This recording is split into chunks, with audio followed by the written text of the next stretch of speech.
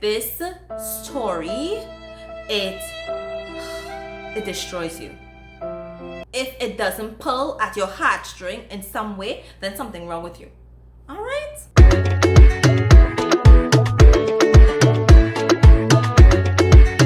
Hi wonderful people, and welcome back to my channel, Bookkraves with Yourself. What's up with the scene? I hope you're doing well. For everyone who has been tuning in and supporting my channel, thank you. I really appreciate it.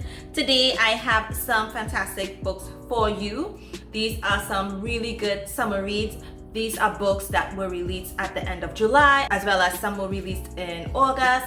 I mentioned some of these books in my August TBR, so you should definitely check out that video. I did mention that I would come back on and let you know what I thought about those books. I mentioned that I will come back on and let you know the tea and give you the tea on those books because I was excited to read them. So I have 6 books that I'm going to mention to you. All of these books are recent releases. These books are from different tropes. So I have a mix of Mafia romance. I have some second chances romance. I have a BWWM. So if you want to know what books I've read recently, what books were released recently, what books I was highly anticipated, what books disappointed me, what books I thoroughly enjoyed, and what books or which series I'm going to continue to read, then keep watching. Make sure and subscribe to my channel if you have not, and if you have, thank you. Thank you, I appreciate it. So make sure and like this video and subscribe to my channel. Let's get started. First of all, I have been wanting to read this book so bad. From the time I read the blurb, I'm like, I need to read this book. I mentioned it in my August TBR and I'm like, I just needed to read this book. And I've read it. I have read it. I think I was too overhyped for this book, to be honest. Yeah, I think I was too overhyped for this book. I think I was probably a bit too excited for this book, but I was kind of let down. So the book that I'm talking about is A Vow to Protect, and it is written by J.L. Beck and Monica Cowan. It is a dark mafia romance. However, in my opinion, it wasn't that dark. For me, it lacked certain things that I really look forward to in reading a mafia romance. So for me, this book lacked, you know what? I'm jumping to what I didn't like. Let's talk about what I like or what this story is about.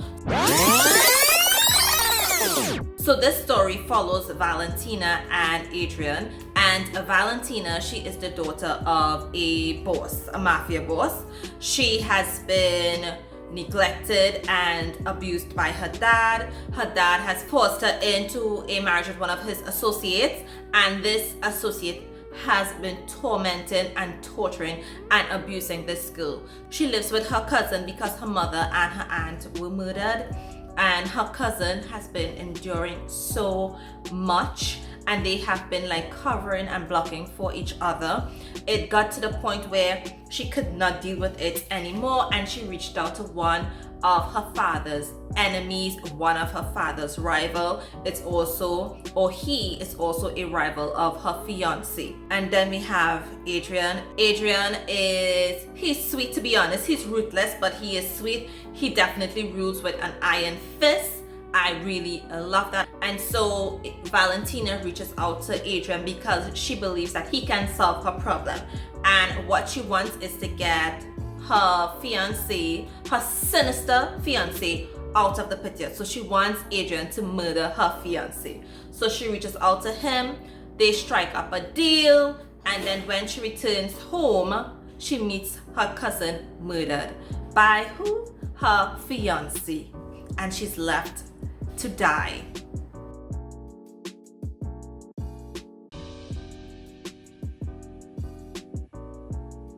Wait a damn minute. Wait a damn. Let me tell you, this book, it starts off so well. The story is great. However, For me, when I think about a Mafia book, I do expect to, get some insight into the Mafia world, into the Mafia culture, and this book just did not have it for me. So if you're someone that, like the whole Mafia family where you have the Don and you have all these things, then you might be a bit hesitant to read this book because you don't really get that. You do hear mentions of a society, but we don't know anything about what this society is. You don't really get as much violence in this book that I anticipated, given that, hey, Adrian literally took Valentina and married her, and then her father comes back into the picture, and then there's literally nothing that happens, and Adrian is basically hunting down her ex-fiancé, to fulfill his oath or to fulfill his vow to Valentina. So yes, this story, it wasn't as dark, it wasn't as violent, it wasn't gruesome. However, there are definitely some trigger warnings that you need to pay attention to. So the triggers in this book is that it definitely has abuse. You see physical abuse, as well as there are, I think, like 2 rape scenes. So it's not something that is prolonged within the book. It is definitely not excessive. Yeah, so if you're looking forward to a really dark Mafia romance, for me, this just did not cross out what I was looking for. It is a great story. I enjoyed reading it, but if it had more insight into the whole crime world, Mafia world, if it had a bit more, like violence or something like that, I would definitely enjoy it more. In terms of like the steaminess of this book, the steamy levels of this book, I would definitely give it like a 2 or 3 out of 5. It's definitely a slow burn. You really get to the juiciness of everything to the end of it, and it definitely ends on a cliffhanger. So you definitely need to pick up part 2 because it is a duet. I believe the duet will be released in September. So am I going to read it? Definitely. I want to find out what happens with Valentina and Adrian. Okay. Okay, so this next book, I also mentioned it in my August TBR. Now, I am not a huge fan of reverse harem. This reverse harem, it's okay for like beginners like myself with reverse harem. It's definitely okay. It eases you in the things as opposed to just, doing it smack dab in your face. So I am talking about Sacrifice, which is book 2 in the Savage Fall Sinners, and it's written by Kathleen Dare. Now this book, I can't even say this book, but this series, because I've read book 1 and I just needed to read book 2 because the way that book 1 ends, the cliffhanger that you get at the end of book 1, you cannot help but reading book 2. You cannot help but wanting and needing book 2. And that is what it just did for me. So in this book, it also ends on a cliffhanger and I just need to get book 3. I don't need it. I don't need it. I definitely don't need it. I don't need it. I don't need it. I don't need it. I don't need it. I need it! I am really enjoying this series. So in Sacrifice, we meet again Sadie, Wes, Dean, and Rhett. Now I have a special place in my heart for Rhett, okay? At the end of book 1, Sadie was kidnapped. So in book 2, Rhett goes in guns blazing to take out whoever he needs to take out to get back his Sadie. And things definitely intensify in book 2. Things definitely intensify between Rhett, Wes, Dean, and Sadie. Each guy in this book definitely provides something unique and something that Sadie needs, right? They have completely different characters. You have Dean, he is really like laid back, just like fun to be around. He definitely goes with the flow. And then you have Wes. Wes is like way more compassionate and caring because he himself is going through a lot in his personal life. And then you have Rhett. Rhett, he is the aggressor, he is possessive, he is definitely controlling. He is the alpha among all of them, and he definitely pushes and feeds that darkness in Sadie. So they all have their purpose. So in this book, they realize that someone not only wants to harm Sadie, but also wants to harm Dane. And everything just unfolds and unravels. And when you discover the background or who Dane really is, and who is Dane's family, and the reason why someone wants to kill him, because he was abandoned as a child. He was just left at the doorsteps of the Savage Four Sinners compound. And you're like, oof. So what is happening here? And he gets like these nightmares. Things, it definitely heats up in book 2. It definitely intensifies in book 2. And let me just say, the heat level in this book is definitely like a 4 out of 5. Like, I kid you not. Every other chapter, there is something. If it's not Sadie and Dean, it is Sadie and West. And if it's not that, then it's Sadie, Dean, and West. And if it's not that, then it's definitely Sadie and Rhett, or all 4 of them together. I am thoroughly enjoying this book. I am enjoying this series. I'm definitely going to continue because it has me hooked.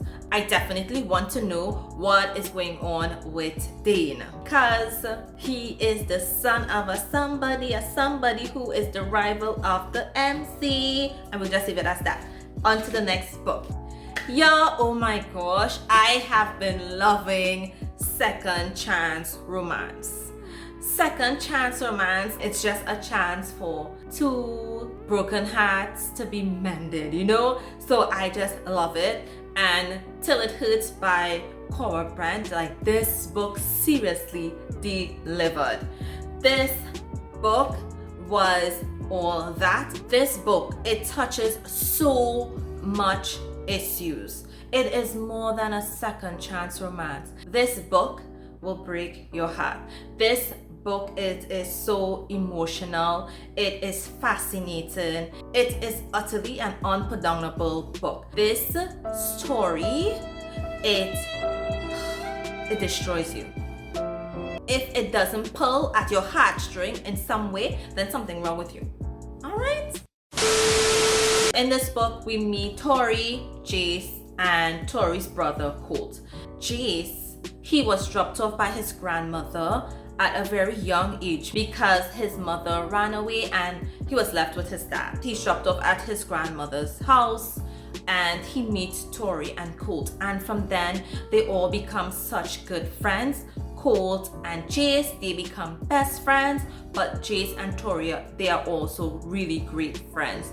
So they grew up together, and then things between Jace and Tori just, evolved, and they become high school sweethearts. And then something happens because Tori and Colt's mom, she's just a hot mess, and eventually they have to move away. But before they move away, things start to happen between Tori and Jace. And when they finally move and they try to make their relationship work, something happens. There's this big secret, there's this big misunderstanding, there's this big issue or roadblock between them, and they break up and they don't talk to each other for 10 years. 10 years, best friends not talking to each other for 10 years. And his grandmother, or Jace's grandmother, she passes away and she leaves the house for all 3 of them. Jace played high school football and he continued playing professionally. He got to the big leagues and whatnot. So there's no need for him to have his grandmother's place. But when the lawyer contacts him and let him know that Tori is going to stay there, he goes there. And then he discovers what is really going on with Tori. The fact that she and her brother isn't really close anymore. They don't really talk. What happened when they were in high school destroyed everything between all 3 of them.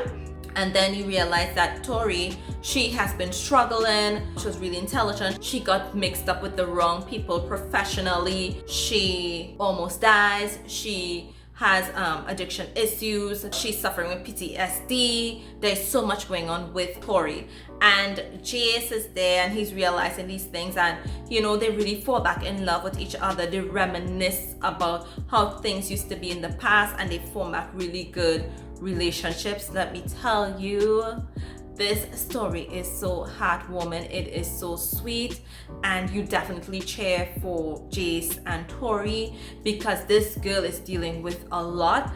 And initially, like, Jace wants to just torment this girl, to torment this woman, but then he realizes that he still has feelings for her. One, that what she's going through, he don't need to be adding more on top of that by just being cruel and unfeeling. And it's just like this is such a great story. So definitely check it out.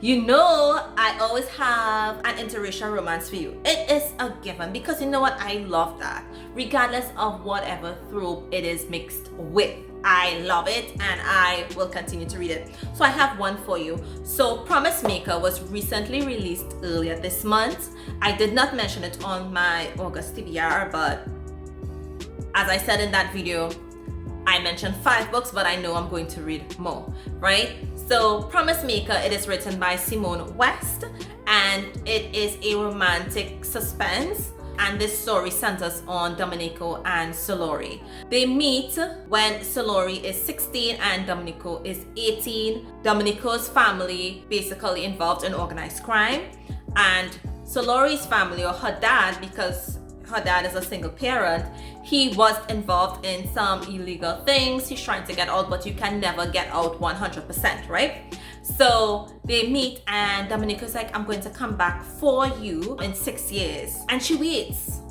And 6 years pass. And she saves herself for this guy. He shows up after 8 years.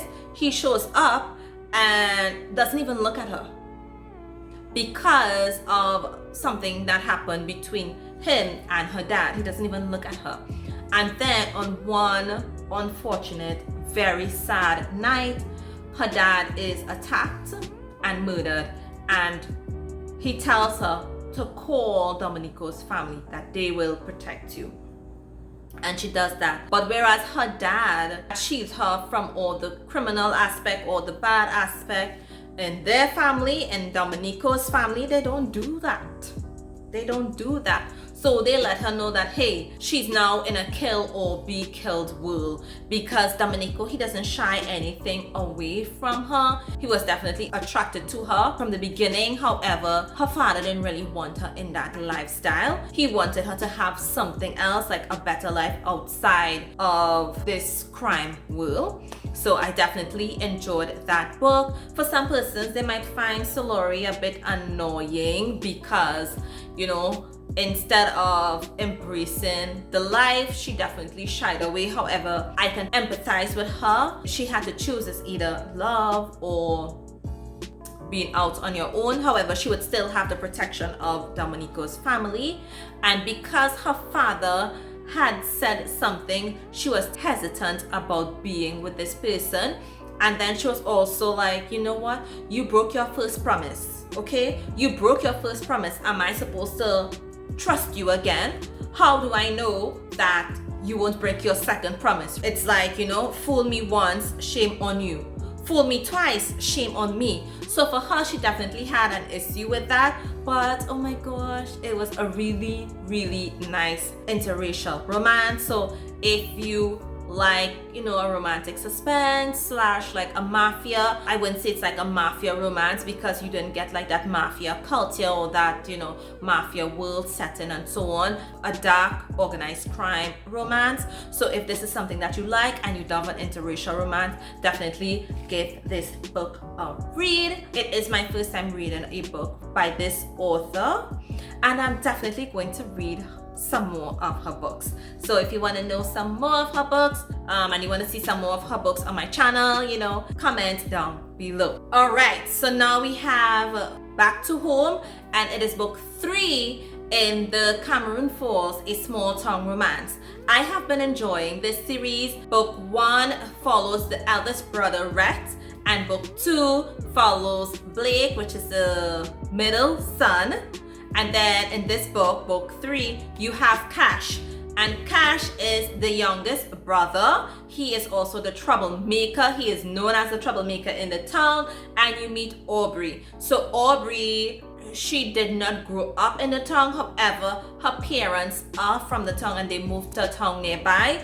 And something really tragic happens to this girl. And she moves to live with her grandfather. Now Cash and some of his friends, they did something, and as a result of it, Aubrey's grandfather burnt to the ground. And half of the town believed him and half of the town did not believe him, because he usually fesses up to things that he does. However, the grandfather was one of those that did not believe him. So Aubrey, growing up with her grandfather, heard, this story, heard everything about it. So when she actually encounters Cash, she wants nothing to do with this guy. Absolutely nothing. She's like, hey, you might do something and, burn down the barn or burn down something. And she's just really terrible and treats him very terribly. But Cash, after that incident that happened, he decided to enroll into the military. So he's returning home years after the military. And he's trying to right his wrongs and just let everybody know that he's a changed guy. He's not the same person that he used to be. Eventually, Aubrey sees this for herself. In this book, it's so nice, and something very tragic happened to Aubrey because she did not grow up in Cameroon Falls. And she moved there after something very traumatic happened to her. It was so bad. This person was in jail, and because of that, she started to do like self-defense classes. And Cash comes into her life, and they're really good together. They have a really great connection. It's like a real story for me. I like the way this author writes. Sometimes a story could be like so fictional, and this one, with her writing, it's almost like it's non-fiction.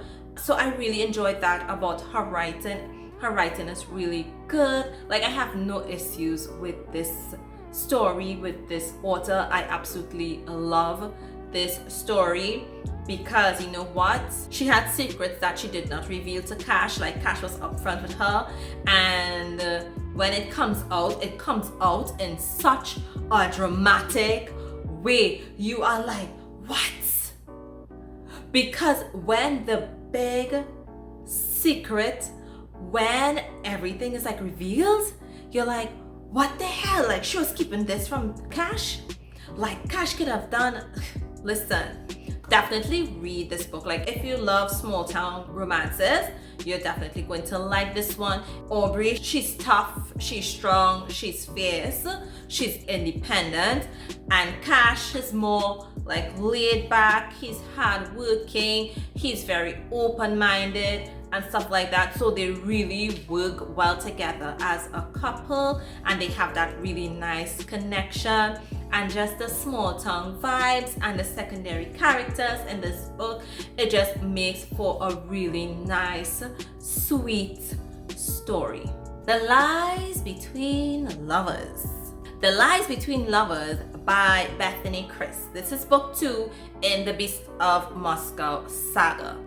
So I read book 1, I've read book 2, and apparently there's going to be a book 3 and a book 4, which is going to be released in September, and I need to read that. So The Lies Between Lovers picks up where the Beast of Moscow ends.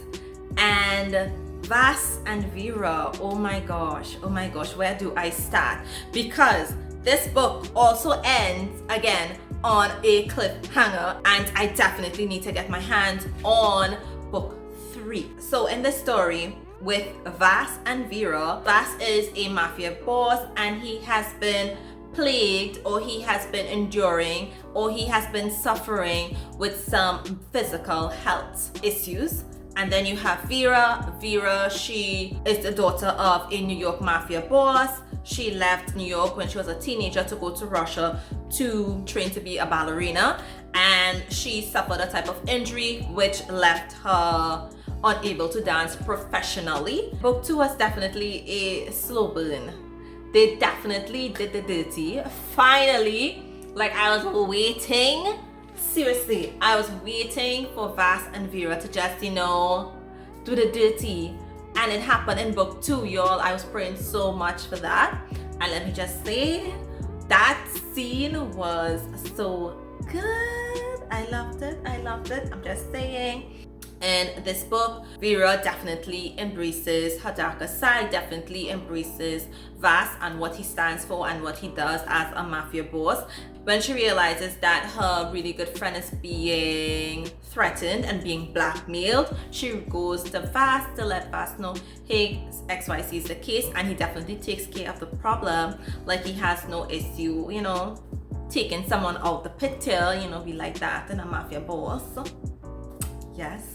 And Vas really makes his intention known that he wants to marry her. He's not going to, you know, let her get away. He is one that manipulates situation. He schemes to get what he wants. He always gets what he wants, and he's definitely going to get what he wants, and what he wants is Vera. And he has his reasons for wanting Vera, but the story is written in such a way you don't really know what Vas' end game is. Like, we know he wants Vera, but there must be some other reason, because what he did, he doctored some papers and put things in Vera's name so that she stands to inherit the ballet studio and everything that's worth millions of dollars. Like, he does that, but you don't know what is Vas' end game. Everyone just plays into his hands, and I'm like, what?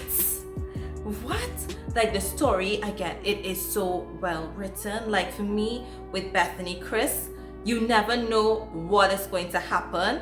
Like, she keeps you so enthralled in her books, she keeps you so captivated, and the way that she writes and the ending, it's like you become so addicted, you just need more.